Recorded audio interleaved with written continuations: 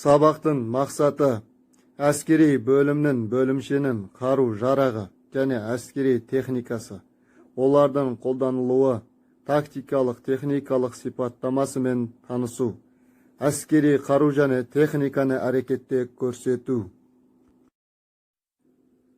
Оқушылар нені білуі тиіс? Ұрыс және оның түрлерін, әскери бөлімшесінің құрамы, бөлімнің қару-жарағы, бөлімнің ұрыстық мүмкіндіктері туралы білуі тиіс. Оқушылар нені үйренуі тиіс? Ұрыстың негізгі түрлерін ажыратуды, ұрыста адам күшін есептеу кезінде бөлімнің мүмкіндіктері туралы білімдерін қолдануды үйренуі тиіс.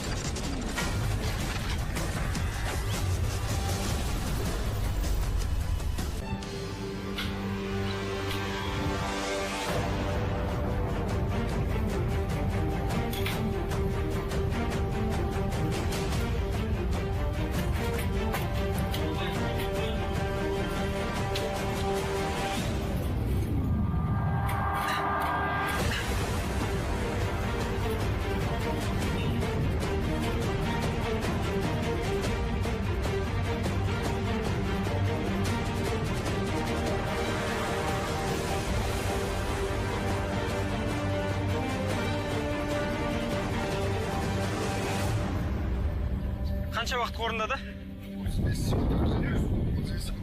Жарыста шайқас сияқты. Жеңіс тағдыры қас қағым сәтте шешіледі. Сондықтан жігіттер күн сайын нормативтерін 1 секундқа болсын жаңартуға тырысуда. Өйткені биылғы дода тіпті тартысты болмақ. Арлан ұрыс көліктерінің басқалардан басты ерекшелігі бұл толықтай сауытталған. Мысалға, автомат оғымен бұны тесіп шығу емес. Сонымен қатар бұның дөңгелектері де өте үлкен. Бұл соның арқасында осындай далалық жерде өзінің жылдамдығын сағатына 80 шақырымға дейін арттыра алады.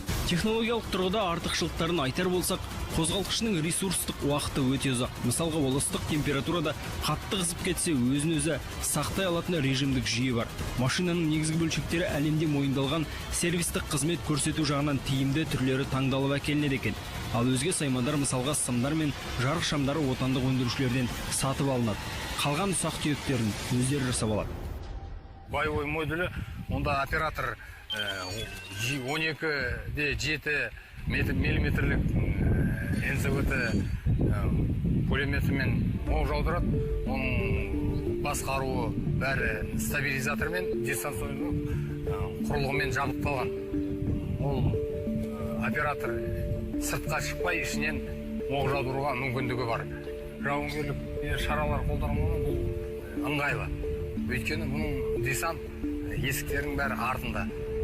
БТРларда онда жанында. Яғни атыс кезінде жасақтың оққа ұшу қауіпсіздігі азаяды, әрі штаттық қаруынан мүлтіксіз атыс жүргізуге болады. Бұл алдыңғы шептегі қарсыластың қарқынын бәсеңдетіп, мергендерін құртуға мүмкіндік береді. Өзінің тактика-техникалық артықшылықтарының арқасында арландар болашақта ескі БТРларды толық алмас. Үйге тапсырма. Қазақстан Республикасының қарулы күштерінің құрлық әскерлерінің негізгі қару-жарақ түрлерін атаңдар. Сауытты танктік техника түрлерін атаңдар. Назарларыңызға рахмет, сау болыңыздар.